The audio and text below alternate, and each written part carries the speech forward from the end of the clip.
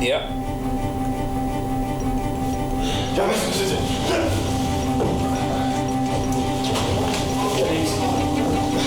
Again, conscious that if they go to the tail, they might attack the front of the hooker.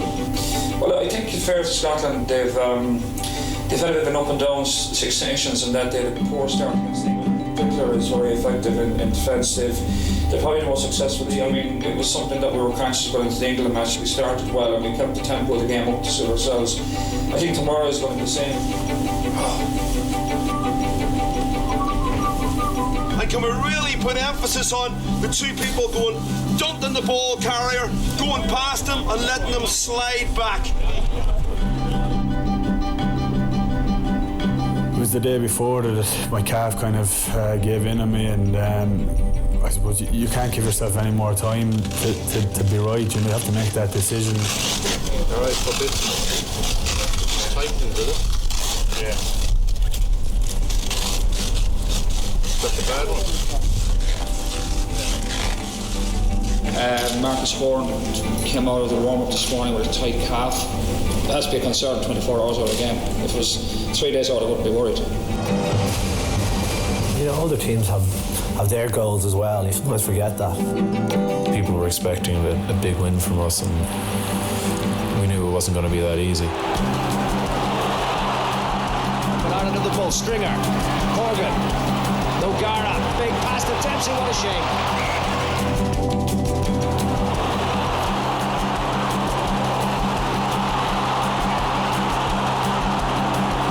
The worrying thing for me was that we were actually making chances and not taking them, and that's always a bad omen in a rugby match. You've got to take your chances. Scotland, the opportunity to strike back. Where do they look to see Lamont go? And he's still going. And here's Patterson. Patterson's away. Brought down by Hickey. The Scots in the stands on their feet, but Scotland penalised. Well, you put that down as a wake-up call. Parks. Charged down by O'Gara. O'Gara. Support out wide. It's Gordon Darcy. It's here. O'Gara's under the post. Ireland have scored. Alright, we've got to adjust things a little bit, okay? Just a little bit. What we want to do is keep our patience, alright? That's the first thing. Don't force the offloads a bit. We've made mistakes when we've had chances.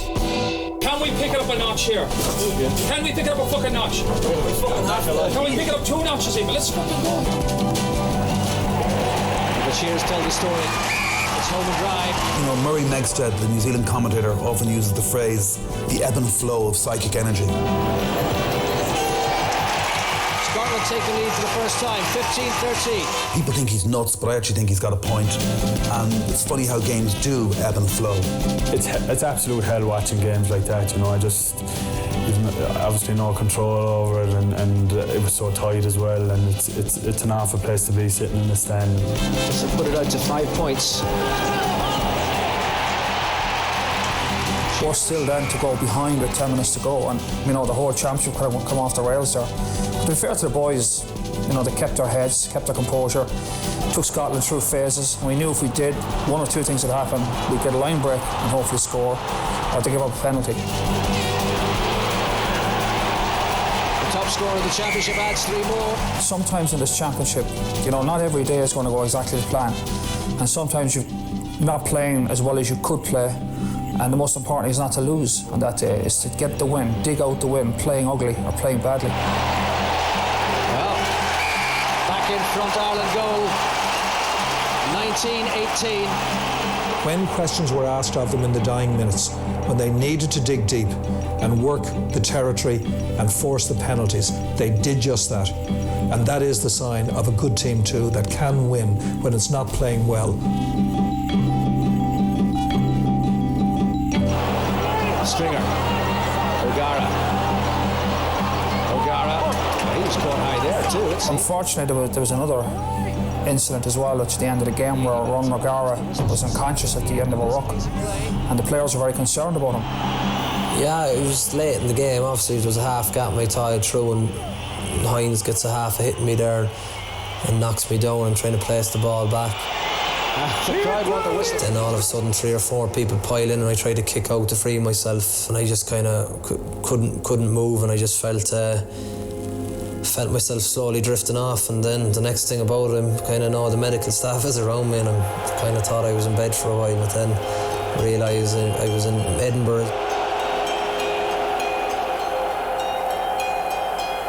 It's frightening enough for me, but it's nothing, obviously I have my wife and my parents in the stand there, and that's not nice for them.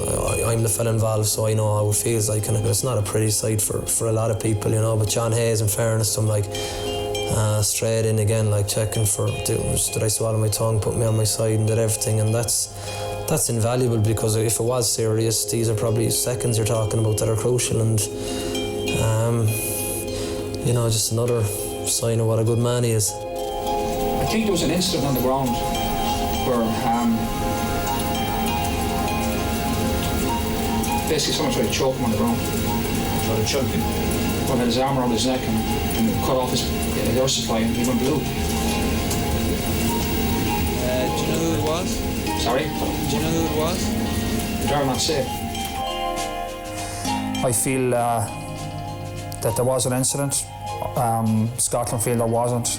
I can't imagine how that happened by accident. These things don't happen by accident. Or if it did, it would happen a lot more. And I think it was important for me to raise it.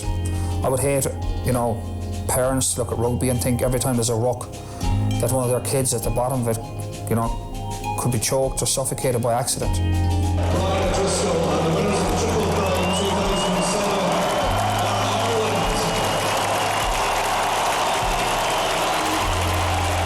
It just speaks volumes for where this team is, and I suppose where the nation is going too. And perhaps we need to ground ourselves and still enjoy some silverware that we win.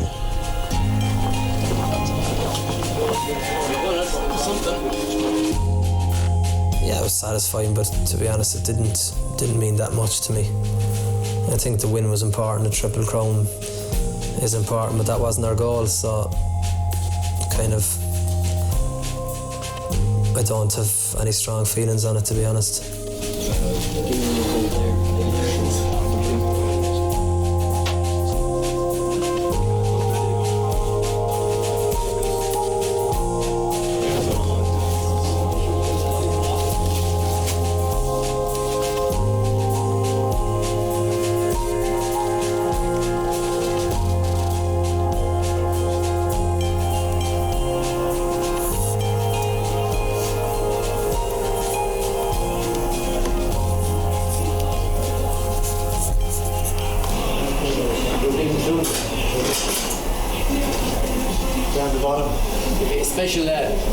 Special request. After your skills were seen by 1.2 million people. Yeah, well, the less people I have to see now, the better, because it's normally emergency only. So a lot of these things, like massage and physio, is just it's not only serious trauma.